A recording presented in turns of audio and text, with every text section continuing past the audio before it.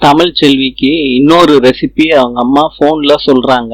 தமிழ் செல்வி அதை கேட்டுக்கிட்டே செய்யறாங்க. சேது கிட்ட பூரணி கேக்குறாங்க, தமிழுக்கு தான் சமைக்க தெரியாதே, எப்படி? அது வேற ஒரு விஷயம் மதனி. சமையல் போன் மூலியமா நடக்குது. போன் மூலியமாவா? வசந்தி அத்தை போன்லயே சமையல் சொல்லி கொடுத்துக்கிட்டு இருக்காங்க. தாமரை எல்லாத்தையும் கேட்டுட்டு அம்மா கூட சேர்ந்து போறாங்க பாட்டிய பாக்குறதுக்கு. பாட்டி என்ன சொல்றாங்க? சமைச்சதெல்லாம் சொல்றாங்க சாவித்திரி கிட்ட. சாவித்திரி சொல்றாங்க, உன் பேரனோட பொண்டாட்டிக்கு சமைக்கவே தெரியாது, நேத்து சமைக்கவே தெரியாதுன்னு சேது கிட்ட அழுது புலம்பி இருக்கா. இப்படி சமைக்கிறா? காதுல மிஷினை மாட்டிக்கிட்டு கேட்டு கேட்டு சமைச்சுக்கிட்டு இருக்கா போன்ல. போன்ல எத்தனை டிஷ் கரெக்டா சமைக்க முடியும்? மீன் வறுவல் வந்துருச்சு, சரி. அம்மா பங்காளிகள்லாம் வர்றாங்கன்னு சொல்றாங்க.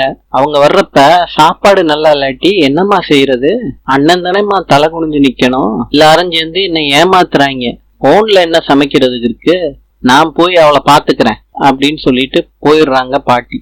என்ன பாட்டின்னு தமிழ் செல்வி கேக்குறாங்க. காதுக்குள்ள இருக்கத எடு. உனக்கு காது கேட்காதா? எதுக்கு மிஷினை வச்சிருக்க? விருந்துக்கு சமையல் பண்ணிடின்னு சொன்னா போனை போட்டு கூத்தடிச்சுக்கிட்டு இருக்கியா?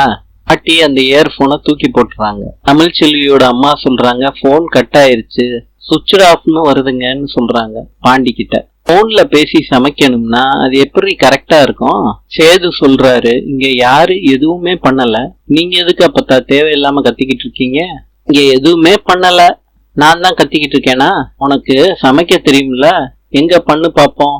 தமிழ் செல்வி சொல்றாங்க, எனக்கு சமைக்க தெரியாதுன்னு. தெரியாம தான் விருந்துக்கு சமைக்க வந்திருக்கியா? அப்பதான் நான் சொல்லிதான் தமிழ் இப்படி பண்ணுச்சு. நீ 1000 சொல்லுவடா, அவளுக்கு எங்க போச்சு அறிவு? எனக்கு சமைக்க தெரியாதுன்னு சொல்லி இருக்கணுமா இல்லையா?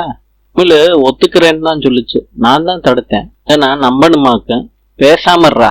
சேது சொல்றாரு, தமிழ் சமைச்ச மீன் வறுவல் மாதிரி மத்ததெல்லாம் இருக்கும், அதையும் பாத்துருவோமே அப்படின்னு பாட்டி சொல்றாங்க.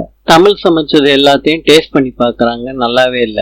எல்லாருக்கும் கொடுத்து பாக்குறாங்க, தமிழுக்கே குடுக்குறாங்க, தமிழுக்கும் பிடிக்கல. வண்டி சத்தம் கேக்குதே, எல்லாரும் வந்துட்டாங்க போல இருக்கு. இப்ப நான் என்ன செய்வேன்? இவ சமைச்சது ரொம்ப கேவலமா இருக்கு, அவங்களுக்கு பரிமாறவும் முடியாதே, ஹோட்டல்லையும் இந்த டயத்துல ஆர்டர் பண்ண முடியாது. தாமரை சொல்றாங்க பாட்டி கிட்ட, இப்படி ஆகும்னு தெரிஞ்சுதான் மலர் இருக்க அவுட் ஹவுஸ்ல நான் விருந்து சமையல் சமைச்சு வச்சிருக்கேன், நான் பண்ண சமையல எல்லாருக்கும் பரிமாறுங்க, அதெல்லாம் ஒண்ணும் வேணான்னு சேது சொல்றாரு. அப்பத்தா சொல்றாங்க, அந்த சமையலையே பரிமாறிடலாம். எல்லாருக்கிட்டையும் ராஜாங்கம் சொல்றாங்க, இன்னைக்கு விருந்துக்கு சமையல் பண்ணது என் சின்ன மருமக தமிழ் செல்வி தான். சின்ன மருமக தான் இன்னைக்கு சமையலா? ஆமா சித்தப்பா. அது சரி. கருப்பு, என்ன தாமதம்னு போய் பாரு. மாமா ரெடி ஆயிருச்சு, சாப்பிடலான்னு சொன்னாங்க. பாய விரிக்க சொல்லு கருப்பு, சாப்பிடலாம். எல்லாருக்கும் பரிமாறுறாங்க. எல்லாரும் டேஸ்ட் நல்லா இருக்குன்னு சொல்றாங்க. எல்லாரும் ராஜாங்கத்துக்கிட்ட சொல்லிட்டு கிளம்புறாங்க. ராஜாங்கம் தமிழ் செல்விய கூப்பிட்டு, எல்லாரும் நல்லா இருக்குன்னு சொல்லியிருக்காங்க நீ சமைச்சது அப்படின்னு சொல்றாரு. பங்காளி ஒருத்தர் சொன்னாரு, இவ்வளவு நல்லா சமைச்ச கைக்கு தங்க வளையல் தான் போடணும்னு சொன்னாரு. அப்படியா ராசாங்கம் சொல்ற? ஆமா அத்தா, நீயே இந்த சமையலை சாப்பிட்டு பாரு, தங்க வளையல் போடணும்னா நீயே சொல்லுவ. தாராளமா போட்டுடலாம் ராசா. தாமரை இங்க வா, கைய நீட்டு. நீ சொன்ன தங்க வளையல வாங்கி தாமரை கையில போட்டு விடு. அத்தா என்ன பண்ணிக்கிட்டு இருக்கீங்க? சமைச்ச கைக்கு வளையல் போடணும்னு சொன்னேன், அப்பனா தாமரைக்கு தானே வளையல் போடணும். நாளை பார்க்கலாம். இன்று பங்களாதேஷின் தலைநகரம் டாக்கா. நாளை சந்திப்போம்.